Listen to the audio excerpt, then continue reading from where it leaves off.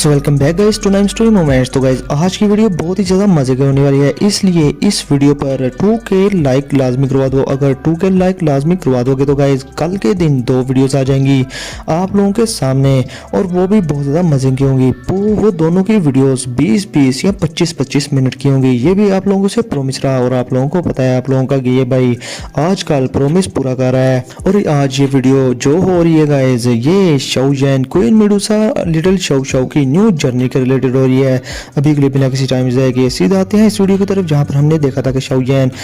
अभी के लिए गाइस काइलिन और लिटिल शाओ को लेकर वहां से जाने वाला था, और तो और वहां पर येन अलायंस के दरमियान में अभी के लिए एक बड़ा सा वर्म होल भी क्रिएट कर दिया था। और ये वर्म होल अगर नॉर्थ वेस्टर्न रीजन के सभी लोगों को पता चल जाए तो वो लोग यहाँ येन अलायंस में ही आए, और यहाँ से सेंट्रल प्लेन जाने का रास्ता उनके लिए बड़ा आसान हो जाए, और येन अलायंस रातों रात माला माल हो जाए, क्योंकि हर एक बंदे से बहुत ही हैवी अमाउंट वाली फीस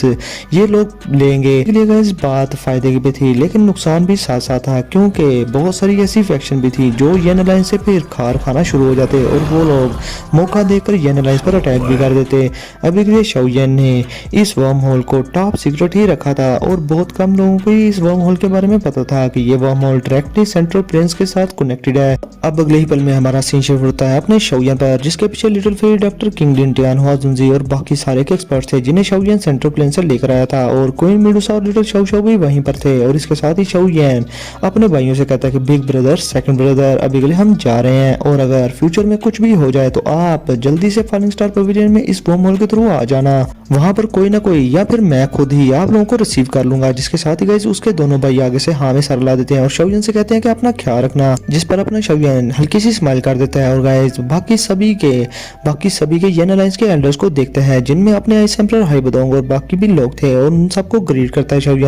और फिर उस वर्म होल के अंदर एंटर हो जाता है। और अभी के लिए गाइस बाकी सारे एक्सपर्ट्स के साथ शाओ के साथ काइलिन और लिटिल शाओ भी थी, और अभी के लिए अपनी क्वीन मेडुसा ने ये वर्म होल इस तरह की बला जिंदगी में पहली बार देखी थी, और बहुत ज्यादा हैरान हो रही थी वो। अब इसके साथ ही गाइस शाओ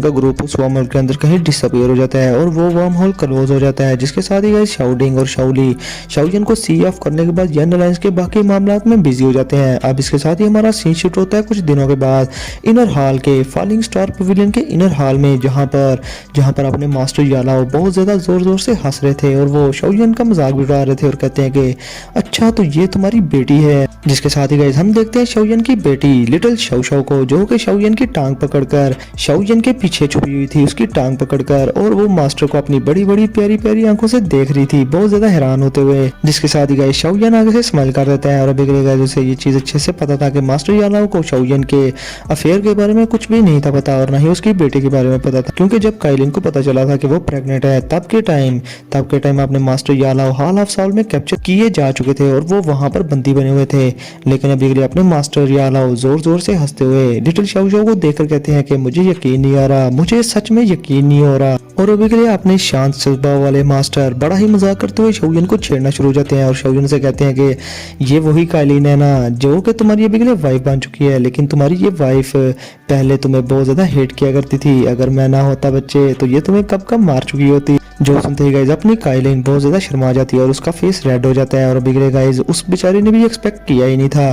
कि ये वही मास्टर यालाओ है शाओ का, जो कि पहले स्पिरिचुअल फॉर्म में था, और उससे कई बार काइलिन यानी कि क्वीन मेडुसा की फाइट भी हुई थी। तब के टाइम वो सिर्फ समझती थी कि ये बंदा उससे थोड़ा ही स्ट्रॉन्ग है, लेकिन अभी के लिए इस तरह की एग्जिस्टेंस को दोबारा विटनेस करने के बाद काइलिन समझ जाती है कि बॉडी को पोजेस कर लेने के बाद इसके मास्टर इस हद तक भी स्ट्रॉन्ग हो सकते हैं। और अभी के लिए गाइज वो बहुत ज्यादा हैरान थी मास्टर यालाओ की स्ट्रेंथ देखकर, क्योंकि अभी के लिए अपने मास्टर यालाओ बैंग शेंग लेवल पर थे गाइज। अब इसके साथ ही गाइज अपनी अकड़ू क्वीन मेडुसा, जो कि मास्टर के सामने भी अकड़ जाती थी, अभी के लिए बड़े ही जेंटल अंदाज में अपनी बेटी शाओ के सर पर हाथ फेर कर कहती है कि जल्दी से अपने ग्रैंड टीचर को ग्रीट करो। अब ये सुनकर गाइज अपनी लिटिल शाओ अपनी बड़ी बड़ी मोटी मोटी आंखों से मास्टर यालाओ को गोर कर देख रही थी, और अगले पल में वो शाओ की तरफ देखती है, जिस पर शाओ भी आगे से हाँ में सर लाता है, और लिटिल शाओ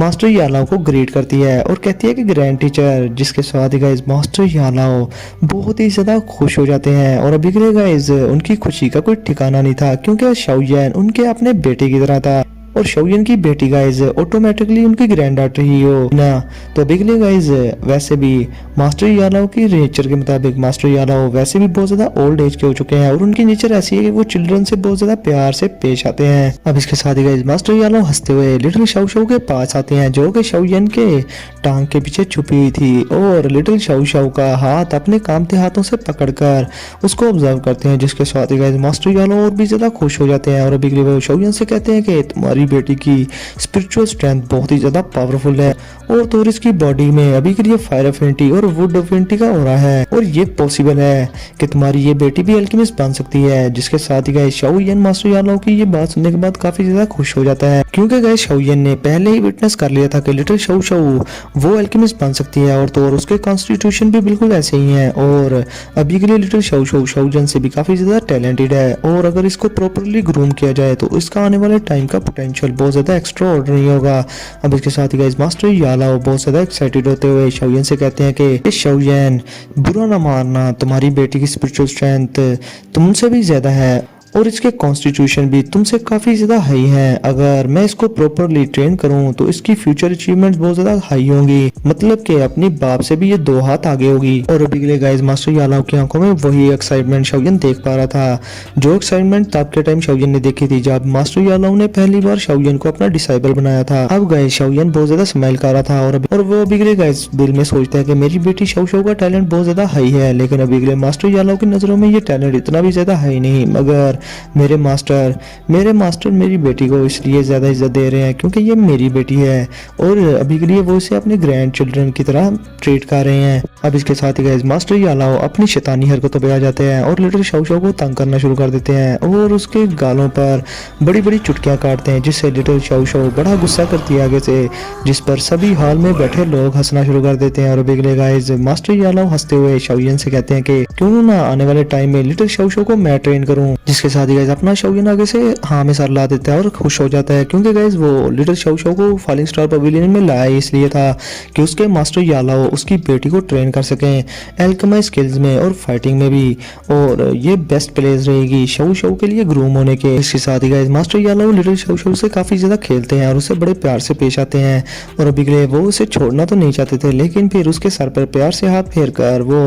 काइलिन के हवाले उसकी बेटी को कर देते हैं। और अभी के लिए वो कहते हैं कि तुम्हारी बेटी काफ़ी लंबा सफ़र तय करके आई है, इसको कुछ दिन के लिए रेस्ट करने दो, फिर हम इसकी ट्रेनिंग स्टार्ट करेंगे। अभी के लिए काइलिन अपनी बेटी को लेकर समझ आती है और शाओयन से कहती है कि ठीक है, तुम अपने मास्टर से थोड़ी बहुत बातचीत कर लो, मैं साइड पर जाती हूँ। मास्टर यालाओ ऑब्जर्व करते हैं कि काइलिन लिटिल शाओ शाओ को लेकर थोड़ा साइड पर चली गई है, तो अभी के लिए अपने मास्टर शाओयन को छेड़ते हुए कहते हैं कि लिटिल फेलो तुम्हारी बेटी काफ़ी ज़्यादा टैलेंटेड है और तो और मुझे बहुत ज़्यादा हैरानगी हो रही है कि तुम क्वीन मेडुसा के साथ अभी तक क्यों हो। जिसके साथ ही गाइस शाओयन अपने हाथ फैला देता है और अभी के लिए गाइस वो कैसे बताता मास्टर यालाओ के उसके और काइलिन के रिलेशनशिप कितने ज्यादा कॉम्प्लिकेटेड रहे हैं। और अभी के लिए गाइस शाओयन सारी स्टोरी बता देता है और एंड पे ये भी बता देता है कि कैसे क्वीन मेडुसा का सालों का किलिंग इंटेंट कैसे प्यार में बदल गया उसके लिए और एट द एंड वो उसकी वाइफ बन गई। और तो और guys Shaoyan hall of soul से हुई वार का भी मास्टर यालाओ को बताता है, जिसके साथ ही मास्टर यालाओ अपनी दाढ़ी खुजाने लगते हैं और काफी ज्यादा हैरान होते हैं। वो शाओयन से कहते हैं कि हॉल ऑफ सॉल ने इस बार वार के अंदर अभी के लिए अपने 2 टियानजुन्स को डिस्पैच किया था। मुझे नहीं लगता कि हॉल ऑफ सॉल कोई भी काम बेमानी करेगा, इसके पीछे जरूर उनका कोई बड़ा मकसद होगा। चलो खैर, तुमने तो हॉल ऑफ सॉल के एक टियानजुन को किल कर दिया और दूसरे को ऐसा इंजर्ड किया है कि वो दोबारा लौटने के काबिल नहीं रहेगा। और अभी के लिए मास्टर यालाओ फिर से कहते हैं कि मुझे समझ नहीं आ रही कि हॉल ऑफ सॉल इतनी सारी सॉल्स को जमा करके आखिर करेंगे क्या मकसद है इस सब के पीछे इन लोगों का, क्योंकि अभी के लिए दाउकी कॉन्टिनेंट के और भी बहुत सारे पार्ट्स के अंदर वॉर स्टार्ट हो चुकी हैं और ये सब हॉल ऑफ सॉल का किया जा रहा है। जो सुनने के बाद शाओयन अभी के लिए बहुत ज्यादा हैरान होता है, क्योंकि गाइस उसे लग रहा था कि नॉर्थ वेस्टर्न रीजन में ही वार स्टार्ट हुई है, मगर उसके क्या पता था कि पूरा दाउकी कॉन्टिनेंट ही बहुत सारी सेक्ट और फैक्शंस के दरमियान वार के लपेट में आ चुका है। अब इसके साथ ही गाइस मास्टर यालाओ ये वाली बातें साइड पर रख के शाओयन को अभी के लिए बताते हैं कि पूरा आधा महीना रह गया है उस स्पेशल ट्रेड फेयर में, और वो स्पेशल ट्रेड फेयर वहाँ पर बहुत सारी पावरफुल फैक्शंस के लोग भी आएंगे और तो और वो प्योरीफाइंग डिमोनिक लोटस फ्लेम के मैप फ्रैगमेंट जो कि लास्ट मैप फ्रैगमेंट है वो भी वहीं पर हमें मिल जाएगा। तब के टाइम शाओयन तुम्हारे पास चारों के चारों मैप फ्रैगमेंट आ जाएंगे और उनको जोड़कर हमारा मैप कंप्लीट हो जाएगा, और उस मैप फ्रैगमेंट को हासिल करने के लिए बाकी लोग भी बहुत ज्यादा कोशिश करेंगे। इसलिए शाओयन हमें किसी न किसी तरह से प्री प्रिपेयर होकर वहाँ पर जाना ही होगा ताकि वो लास्ट मैप फ्रेगमेंट हमें मिल जाए। इसके साथ ही गाइस शाओयन अभी के लिए हाँ में सर ला देता है और वो कहता है कि purifying demonic lotus flame rank 3 पर आती है हेवनली फ्लेम रैंकिंग में और ये रैंक की बहुत ज्यादा फ्राइटनिंग है। और अभी के लिए ये प्योरीफाइंग डिमोनिक लोटस फ्लेम की लोकेशन का एक मैप फ्रेगमेंट है जो कि लास्ट मैप फ्रेगमेंट है, मगर इसके लिए भी लोग आपस में लड़ झगड़ने के लिए तैयार हो जाएंगे। जिसके साथ ही गाइस मास्टर यालो भी शाओयन को यही याद करवाते हैं और कहते हैं कि चाहे जो मर्जी हो जाए शाओयन, हमें वो प्योरीफाइंग डिमोनिक लोटस फ्लेम हर हाल में हासिल करनी है, क्योंकि अभी के लिए तुम्हारे पास 3 मैप फ्रेगमेंट्स ऑलरेडी मौजूद हैं। बस लास्ट मैप फ्रेगमेंट हमारे हत्थे लग जाए तो सारे मामला हमारे हाथ में होंगे, क्योंकि ये जो हेवनली फ्लेम है ये बहुत ही ज्यादा डिस्ट्रक्टिव फोर्स को अपने पास रखती है। और तो और सुनने में आया है कि इस दुनिया में सबसे ज्यादा strong heavenly flames top 3 rank की हेवनली फ्लेम्स हैं और ये प्योरीफाइंग डिमोनिक लोटस फ्लेम तो रैंक 3 की है। और ये भी बताया जाता है कि इनमें से अगर कोई हेवनली फ्लेम इस दुनिया से डिसअपीयर हो जाए तो उसे दोबारा से इस दुनिया में अपीयर होने में हजारों सालों लग जाते हैं। अब इसके साथ ही गाइस मास्टर याला और शाओयन स्पेशल ट्रेड फेयर के लिए तैयारियां करना स्टार्ट कर देते हैं और बहुत सारी हाई क्लास की मेडिसिनल पिल्स को रिफाइन करना स्टार्ट कर देते हैं। और वो दोनों ये काम इकट्ठे कर रहे थे अभी के लिए और स्टोन स्टेज पर चले जा चुके थे और बहुत सारी पिल्स को रिफाइन कर रहे थे। और अभी के लिए गाइस वहाँ पर बहुत सारी स्ट्रॉन्ग पिल लाइटनिंग भी कई बार अपीयर होती है। अब काफी दिन गुजर जाते हैं गाइस उन लोगों को पिल रिफाइन करते हुए लगातार, और कुछ दिनों बाद मास्टर याला और शाओयन एक साथ ही उस टावर से बाहर निकल आते हैं। और अभी के लिए गाइस उनकी हालत काफी ज्यादा खराब थी और वो एग्जॉस्ट हो चुके थे। अब इसके साथ ही शाओयन अपने रूम में और मास्टर यालो अपने रूम में चले जाते हैं रेस्ट करने के लिए। कुछ दिन रेस्ट कर लेने के बाद वो लोग रिकवर हो जाते हैं और फिर स्पेशल ट्रेड फेयर के लिए जाने के लिए तैयार भी। और अभी के लिए गाइस इस बार शाओयन के साथ काइलिन और लिटिल फेरी डॉक्टर भी आएंगे। और तो और मास्टर यालो भी शाओयन के साथ जाने वाले थे और सारे मैटर फॉलिंग स्टार पवेलियन के वो अपने फैंग जुंजी के हवाले कर जाते हैं और उन्हें कहते हैं कि अगर कोई भी मसला हो गया तो आप लोग बस मुझे इन्फॉर्म कर देना, मैं ऑन द स्पॉट ही वहां पर आ जाऊंगा। अब इसके साथ ही guys master Yalo, Shaoyan, Kailin और लिटिल फेरी डॉक्टर उस स्पेशल ट्रेड फेयर की तरफ जाना स्टार्ट हो गए थे, वो भी बहुत ज्यादा स्पीड के साथ। अब इसके साथ ही मैं आप लोगों को बता दूं कि ये जो स्पेशल ट्रेड फेयर हो रहा था इसको कोई स्ट्रॉन्ग ऑर्गेनाइजेशन चला नहीं थी रही, बस 3 बड़े बड़े क्लैंस थे जो कि इस स्पेशल ट्रेड फेयर को मैनेज कर रहे थे। और अभी गाइस ये जो 3 क्लैन थे इनका नाम था ग्राउंड लाइन गेट, एक का नाम था मिस्टीरियस स्पेस सेक्ट और एक का नाम था रिफ्लेक्टिंग प्रेशर माउंटेन। ये तीनों गाइस सेक्ट इतने जाने माने नहीं थे, मगर इनकी स्ट्रेंथ बर्निंग फ्लेम वैली या प्रोफाउंड स्काई सेक्ट से कम नहीं थी और इनमें काफी ज्यादा हिडन एक्सपर्ट्स मौजूद थे इन तीनों के सेक्ट्स में जो कि काफी ज्यादा स्ट्रॉन्ग थे और ये लो प्रोफाइल रखते थे बहुत ज्यादा। और अभी के लिए शाओयन इन तीनों सेक्ट्स का सुनकर अभी के लिए कहता है कि ये सेंट्रल प्लेन्स बहुत सारे टाइगर से भरा पड़ा है जो कि अभी के लिए छुपे बैठे हैं। और तो और गाइस अभी के लिए इन तीनों फैक्शंस को ये स्पेशल ट्रेड फेयर की जिम्मेदारी देने वाले बहुत सारे स्ट्रॉन्ग एक्सपर्ट्स थे जिन्होंने गाइस ये फैसला किया था कि ये जो 3 फैक्शंस हैं ये बहुत ज्यादा ट्रस्टवर्थी हैं और ये इस स्पेशल ट्रेड फेयर को बहुत अच्छे से ऑर्गेनाइज करेंगे। और अभी के लिए गाइस इन तीनों के सेक्ट के मैनेजमेंट की वजह से वहाँ पर बहुत सारे एक्सपर्ट्स आए हुए थे जो कि पूरे दोपरी कॉन्टिनेंट से वहाँ पर खींचे चले आए थे। और वहाँ पर अभी के लिए बहुत सारे ट्रेशर्स थे जो कि गाइस नीलाम होने थे और लोगों ने उन्हें भाई बोली बहुत बड़ी बड़ी बोलियों में खरीदना भी था। और गाइस इस स्पेशल ट्रेड फेयर में टियान क्लास दाव स्किल्स भी इतनी ज़्यादा रेयर नहीं थी, वहाँ पर बहुत सारी टियान क्लास दाव स्किल्स भी थी, मगर इन चीज़ों को खरीदने के लिए गाइस अगले बंदे को कुछ ऐसी चीज़ बाहर निकालनी होगी जो कि उसकी कीमत के बराबर की होगी। यहाँ पर कॉइन्स वगैरह गोल्ड कॉइन्स वगैरह इतने ज़्यादा चलने नहीं थे, यहाँ पर ट्रेड होनी थी। और यहाँ पर यह भी रूल था कि इस ट्रेड फेयर में कोई किसी पर अटैक नहीं करेगा। अगर किसी ने यहाँ पर किसी पर अटैक किया या कोई चीज़ चुराने की किसी ने कोशिश की तो तब के टाइम ये तीनों के सेक्ट्स मिलकर उस बंदे पर दावा बोल देंगे। और तो और जो भी इस स्पेशल ट्रेड फेयर को ज्वाइन करेगा वो उससे पहले कसम खाता था कि यहाँ पर कोई भी अगर मसला करेगा तो सारे एक्सपर्ट्स मिलकर उस बंदे को बजा देंगे। और अभी गाइस ये जो स्पेशल ट्रेड फेयर जिस एरिया में हो रहा था वहाँ पर बहुत बड़ा सहरा था, सेंट्रल प्लेन्स की इस साइड पर था ये। और गाइस यहाँ पर कोई इमेजिन नहीं था कर सकता कि इस तरह की करीब जगह पर कोई इतना बड़ा इवेंट भी हो सकता है। अब इसके साथ ही गाइस उस डेजर्ट के छोर पर पहुंचने के बाद अभी के लिए शाओयन मास्टर यालो से पूछता है कि क्या हम पहुंच गए, जिसके साथ ही मास्टर यालो आगे से स्माइल से कहते हैं कि अभी के लिए लड़के तुम्हें क्या लगता है कि ये डेजर्टेड एरिया है, अभी के लिए जरा महसूस करो कि इस डेजर्ट के अंदर कितनी ज्यादा स्ट्रॉन्ग हो रहा तुम फील कर पा रहे हो। जो सुनते ही गाइस शाओयन अभी के लिए अपनी स्पिरिचुअल स्ट्रेंथ वहां पर फैला देता है और अभी के लिए गाइस वो बहुत ज्यादा हैरान होता है क्योंकि वहां पर 100 से भी ज्यादा स्ट्रॉन्ग ओरास मौजूद थे उस डेजर्ट के अंदर। और अभी के लिए उनमें सबसे ज़्यादा जो वीक था दोजुन क्लास के 3 स्टार पर था, और जो सबसे ज़्यादा स्ट्रॉन्ग गोरास थे उनको शाओलिन डिटेक्ट भी नहीं कर पा रहा था उनकी स्ट्रेंथ को, और वहाँ से अजीब सी फ्लक्चुएशन हो रही थी, जो फ्लक्चुएशन उसे मास्टर यालो की बॉडी से महसूस होती थी। मतलब कि गाइस इस डेजर्ट के अंदर दो शेंग या बैंक शेंग लेवल के भी बहुत सारे एक्सपर्ट्स मौजूद थे, या फिर वो लोग दोजुन क्लास के 9 स्टार के 9 पीक चेंजेस पर पहुंच चुके होंगे, जो कि इस तरह की फ्लक्चुएशन को क्रिएट पकड़ पा रहे थे, जिससे शाओलिन अभी के लिए महसूस कर पा रहा था। और शाओलिन मास्टर यालो से कहता है कि वाकई में ही ये ट्रेड फेयर बहुत ज़्यादा ग्रैंड है, और यहाँ पर मुझे लगता है कि बहुत सारे सेंट्स भी आए होंगे। जिसके साथ ही गाइस अपने मास्टर यालो हंस देते हैं और शाओलिन से कहते हैं कि अभी के लिए तुमने देखा क्या लड़के, जब हम अंदर एंटर होंगे तो वहाँ पर बहुत बड़ी बड़ी एग्जिस्टेंस हमें देखने को मिलेंगी। और अभी के लिए मास्टर यालो अपनी दाढ़ी खुजाते हुए क्वीन मेडुसा और लिटिल फेरी डॉक्टर और शाओलिन से कहते हैं कि इस जगह पर एंटर होने के बाद खुद को बिहेव कर लेना और अपनी लाइन क्रॉस ना करना, क्योंकि यहाँ पर बहुत सारे हिडन सेक्ट्स हैं जो कितने ज़्यादा जाने माने नहीं है, लेकिन उनके अंदर बहुत बड़े बड़े दो शेंक्लॉस की एग्जिस्टेंस भी मौजूद है। इसलिए किसी भी बंदे को ऑफेंड ना करना यहाँ पर बिला वजह, वो भी। जिसके साथ ही शाओलिन अभी के लिए गाइस हाँ में सर ला देता है, और अभी के लिए उसे अच्छे से पता था कि उसकी फॉलिंग स्टार पवेलियन जो कितना ज़्यादा स्ट्रॉन्ग हो चुकी है वो सिर्फ मास्टर यालाओ के एल्केमिस्ट स्ट्रेटजीज की वजह से है, उसके बैंक शेंग लेवल पर पहुंचने की वजह से नहीं है। और तो फॉलिंग स्टार पवेलियन ऐसी फैक्शन बन चुकी थी गाइस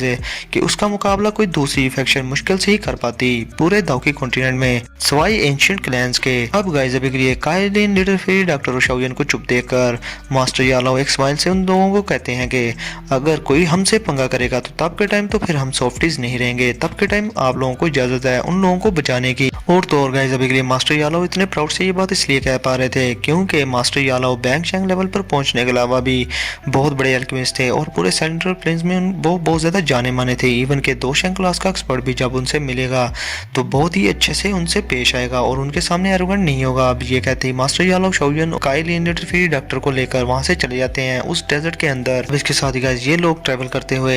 एक जगह पर पहुंचते हैं जहां पर गाइस उस डेजर्ट के अंदर एक बड़ा सा ब्लैक होल था जो कि बहुत तेजी से रोटेट कर रहा था, और वहां पर और भी बहुत सारे एक्सपर्ट्स थे जो कि उस ब्लैक होल के अंदर एंटर हो जाते हैं और वहां से डिसअपीयर हो जाते हैं। और अभी के लिए मास्टर यालो इस जगह को देखकर कहते हैं कि ये उस स्पेशल ट्रेड फेयर का एंट्रेंस गेट है, और अभी के लिए मास्टर यालो और शाओलिन और काइलिन, लिटिल फेरी डॉक्टर उस फॉर्म हॉल के अंदर एंटर हो जाते हैं और वहां से डिसअपीयर हो जाते हैं। मगर गाइस अभी के लिए रास्ते में बहुत सारे लोग उन लोगों को मिलते हैं और काइलिन की तरफ वो देख रहे थे, क्योंकि पता ही है आप लोगों को क्वीन मेडुसा कितनी ज्यादा प्यारी है। लेकिन गाइस कोई भी आगे बढ़कर शाओलिन और शाओलिन के ग्रुप से पंगा लेने की कोशिश नहीं करता, क्योंकि उन्हें पता है कि कोई भी आम बंदा इस ट्रेड फेयर में पार्टिसिपेट नहीं करता। तो गाइस उस फॉर्म हॉल के दूसरे छोर पर शाओलिन जब दूसरी जगह पर एंटर होता है मास्टर यालाओ के साथ, काइलिन और लिटिल फेरी डॉक्टर के साथ, तो गाइस अभी के लिए वो बहुत ज्यादा हैरान होता है क्योंकि वर्ल्ड बिल्कुल चेंज हो गया था और उसके सामने कुछ और ही सीन था। वहां पर एक छोटा सा टाउन था जो कि बहुत ज्यादा प्यारा था और ग्रे एनर्जी से बना हुआ था। और अभी के लिए मास्टर यालो उस जगह को देखकर कहते हैं कि ये तो एक स्पेस टाउन है, ये टाउन स्पेस के अंदर बनाया गया है और ये लोकेशन स्पेशल ट्रेड फेयर की लोकेशन है। माना कि ये गोर इल्म जितनी बड़ी नहीं है मगर ये ट्रेडिंग लोकेशन के लिहाज से बहुत ही ज्यादा अच्छी जगह है, जिस पर गाइस अभी के लिए शाओलिन मास्टर यालो हमें सरला देते हैं। और अभी के लिए वो जानते थे कि ये जो स्पेस टाउन बनाया गया है ये किसी आम से बंदे ने नहीं बनाया होगा, वो जरूर कोई बहुत ज्यादा स्ट्रॉन्ग बंदा होगा। अब इसके साथ ही गाइस मास्टर यालो शाओलिन से कहते हैं कि अभी के लिए चलो फिर घूम फिर लेते हैं, यहाँ पर जितनी भी चीजें पड़ी हैं वो लोली लेवल की पड़ी हैं, चलो क्या पता इनमें से हमें कुछ अच्छा मिल ही जाए। अब इसके साथ ही गाइस उस स्ट्रीट में बहुत सारी दुकानें थी जहाँ पर बहुत सारे मॉन्स्टर कोर्स, बहुत सारे मेडिसिनल इंग्रेडिएंट्स जो कि रेयर टाइप के थे वो वहाँ पर मौजूद थे, और उन चीजों को जो बंदे बेच रहे थे वो भी बंदे बहुत ज्यादा स्ट्रॉन्ग थे और कोई भी इजीली उन लोगों को फेंड नहीं कर सकता था। अब इसके साथ ही हमें वहाँ पर demon kick D class high grade doubt skill देखने को मिलती है, great mysterious skill D class high grade की मेथड देखने को मिलता है, बॉडी ट्रांसफॉर्मेशन पिल टायर 7 हाई ग्रेड मेडिसिनल पिल देखने को मिलती है, 10,000 ईयर ओल्ड बॉडी स्पिरिचुअल गिंगसेंग देखने को मिलता है। ये सारे गाइस बहुत ज्यादा रेयर थे आउटसाइड वर्ल्ड में, और यहाँ पर Kaelin, little fairy doctor, Shaolin, master यालाओ ये सब देखकर हैरान हो रहे थे। और शाओलिन अभी के लिए बहुत ज्यादा खुश हो रहा था कि आगे देखो होता है क्या पता मुझे कोई बड़ी चीज मिल जाए। और तो और अभी के लिए शाओलिन को वहाँ पर अर्थ कोर स्पिरिट सीरम भी मिल जाता है, और गाइस ये सीरम किसी भी मेडिसिनल पिल को रिफाइन करने के दौरान अगर यूज किया जाए तो वहाँ पर वो पिल 6 कलर की पिल लाइटनिंग को अट्रैक्ट करेगी अपनी तरफ। और गाइस अभी के लिए शाओलिन को ये चीज बहुत ज्यादा अच्छी लगती है और शाओलिन कहता है कि मैंने नहीं सोचा था कि इस तरह की जगह पर ये चीज भी मुझे मिल जाएगी, मगर शाओलिन अभी के लिए ये चीज खरीदता नहीं। अब इसके साथ ही गाइस शाओलिन उस स्ट्रीट के खत्म होने का वेट कर रहा था और चले जा रहा था वहां से, और अभी के लिए शाओजिन ने एक्सपेक्ट नहीं किया था कि इस टाउन की सिर्फ पहली गली में ही शाओजिन को वो सारी चीजें देखने को मिल जाएंगी जो कि वो लाइफ टाइम में चाहता था। और अभी के लिए शाओजिन ने गाइस कोशिश भी की थी इन चीजों को खरीदने की, मगर वो जो लोग इन चीजों को बेच रहे थे वो बड़े ही तेज थे और वो इन चीजों के बदले में बहुत बड़ी हाई डिमांड ले रहे थे, जिसके साथ ही शाओजिन ने अपना इरादा बदल लिया था इन चीजों को खरीदने का। अब इसके साथ ही गाइस शाओजिन अपनी ही मुश्किलात में पड़ा हुआ था, लेकिन अगले ही पल में उसकी नजर पड़ती है अपनी क्वीन मेडुसा पर, जो कि गाइस एक ही जगह को देखी जा रही थी और वहां पर चुप करके खड़ी थी। ये चीज देखकर अपना शाओजिन डर जाता है कि कहीं काइलिन यहाँ पर लोगों को मारना शुरू न कर दे, क्योंकि जब कोई भी उसको घूर घूर के देखता है तो उसे बड़ा गुस्सा आता है। तो गाइस अभी के लिए शाओजिन उसके पास जाता है, मगर अगले ही पल में वो शाओजिन देखता है कि जिस चीज को काइलिन घूर घूर के देख रही थी वो 7 कलर का स्टोन था। और गाइस ये स्टोन एक मुट्ठी के साइज का था और उस पर बड़ी ही क्लियर लाइंस बनी हुई थी और ये था 7 कलर ओरिजिन स्टोन। और ये 7 कलर ओरिजिन स्टोन ऐसा स्टोन है, ये एक म्यूटेटेड स्पिरिचुअल स्टोन है जो कि गाइस 7 कलर हेवंस फेलिंग पाइथन से के साथ इसका काफी ज्यादा यूनिक रिलेशनशिप होता है। और ये स्टोन उसी जगह पर अपीयर होता है जहां पर हेवंस फेलिंग पाइथन जो कि 7 कलर का हो वो मरा हो, और ये स्टोन वहां पर उस हेवंस फेलिंग पाइथन का ब्लड उसके मरने के बाद ऑब्जर्व कर लेता है और बहुत ही ज्यादा यूनिक एनर्जी को क्रिएट करता है जो कि दूसरे हेवंस फेलिंग पाइथन के लिए बहुत ही ज्यादा नरिशमेंट का काम करती है। और तो और अभी गाइस आप लोगों को पता है कि काइलिन भी हेवंस फेलिंग पाइथन के साथ मर्ज हुई थी, तो इसीलिए वो इस स्टोन को घूर के देख रही थी। अब जैसा कि आप लोगों को पता है कि गाइस क्वीन मेडुसा शाओजिन की बीवी है, तो जाहिर सी बात है अपना शाओजिन क्वीन मेडुसा के लिए शॉपिंग तो करेगा ही ना, जो वो मांगेगी या जो वो चाहेगी। तो इसके साथ ही अपना शाओजिन मर्द बनते हुए आगे आता है और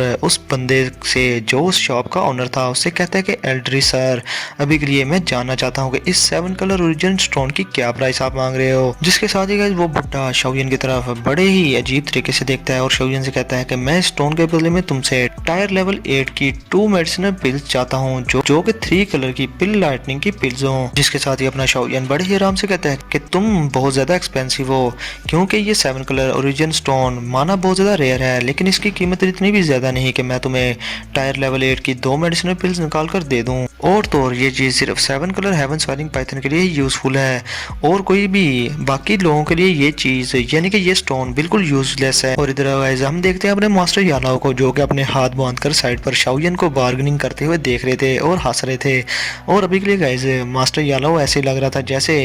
तमाशा देख रहे हो शाओजिन का। जो सुनते ही गाइस अभी के लिए वो स्किनी ओल्ड मैन शाओजिन की तरफ बड़ी हकारत से देखता है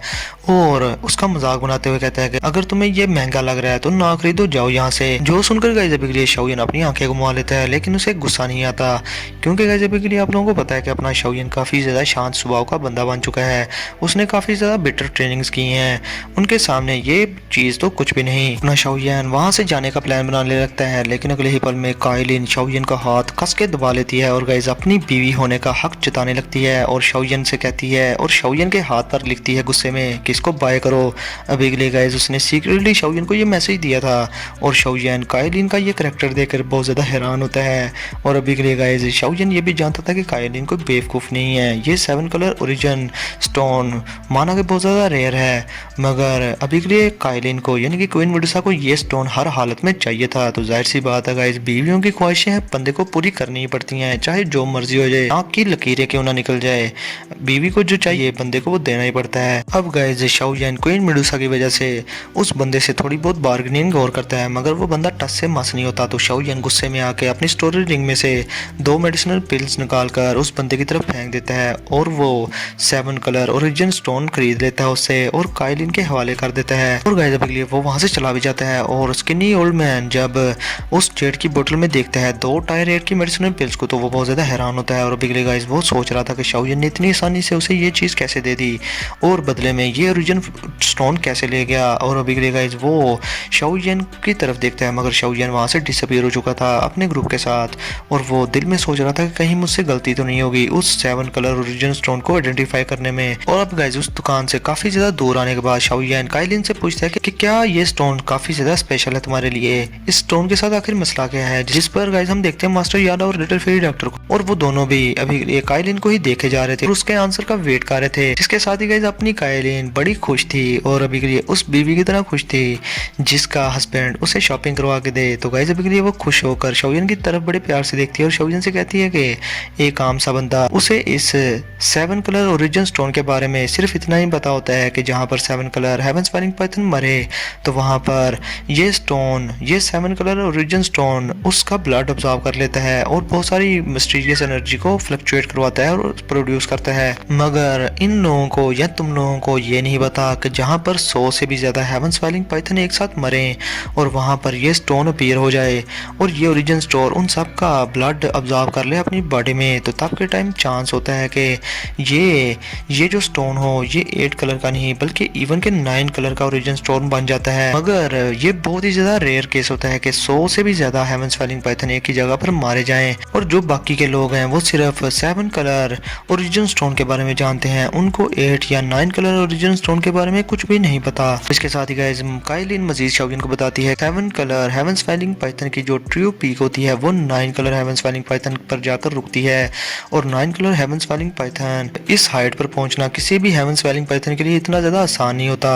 वहां पर वही हेवन स्पेलिंग पाइथन पहुंच सकते हैं जिसके पास रिचेस्ट ब्लड लाइन हो और ये जो सारी इंफॉर्मेशन है ये सिर्फ हेवन स्पेलिंग पाइथन के जरिए ही मेमोरीज के थ्रू इनहेरिट की। जिसके साथ ही गाइस अपने मास्टर यालो बहुत ज्यादा हैरान होते हैं क्योंकि उन्हें भी सारे सीक्रेट का पता नहीं था। जिसके साथ ही शौयन अभी के लिए स्माइल करते हुए क्वीन मेडुसा से कहता है कि चलो तुमने इसे पहचान लिया, लेकिन तुम अभी के लिए मुझे ये बताओ कि ये ओरिजिन स्टोन 7 कलर का है, 8 कलर का है या 9 कलर का है। जो सुनते ही गाइस अपनी क्वीन मेडुसा यानी कि काइलिन अपनी फिंगर पर एक कट लगाती है और एक ड्रॉप ऑफ ब्लड उस ओरिजिन स्टोन पर फेंक देती है। जिसके साथ ही गाइस उस स्टोन में एक छोटी सी लाइन अपीयर हो जाती है। क्वीन मेडुसा कहती है कि अभी के लिए कैसे पता चलेगा कि इस स्टोन के कितने कलर्स हैं, हमें हेवन स्पेलिंग पाइथन के ब्लड का यूज करना होगा। तो जैसा कि मैंने ब्लड का यूज कर लिया है तो गाइस इसके साथ ही वहां पर उस स्टोन में से 8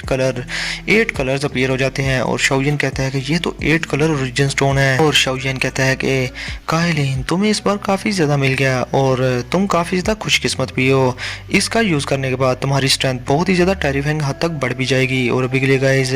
मास्टर याला साइड पर ये सारा तमाशा देखकर हंसना शुरू कर देते हैं और कहते हैं कि उस बुड्ढे को अगर ये चीज पता चल गई तो वो तो खून की उल्टियां कर करके मर जाएगा कि उसे कितना बड़ा नुकसान हो गया है। चलो अभी के लिए यहाँ से चलते हैं आगे, देखो तुम्हें मैं असली ट्रेशर दिखाता हूँ कि ट्रेशर होता क्या है। अब इसके साथ ही गाइस वो लोग मास्टर यालाओ के पीछे पीछे जाना शुरू कर देते हैं और इधर काइलिन को हम देखते हैं जो कि उस ओरिजिन स्टोन को पकड़े हुए थी और उसको रब करना शुरू कर देती है और अपनी स्टोरी रिंग में डाल देती है। मगर गाइस स्टोरी रिंग में डालने से पहले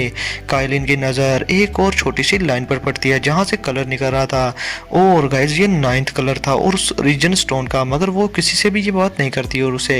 अपनी स्टोरी रिंग में रख लेती है। तो गाइस अभी के लिए आज का ये एपिसोड यहीं पर करते हैं खत्म। वीडियो को लाजमी लाइक कर देना, 2K लाइक लाजमी करवा दो गाइस ताकि आप लोगों के लिए कल 2 वीडियोस आ सकें। तो फिर मिलते हैं आप लोगों से नेक्स्ट वीडियो में, तब तक के लिए अपना और अपने प्यारों का बहुत सारा ख्याल रखें।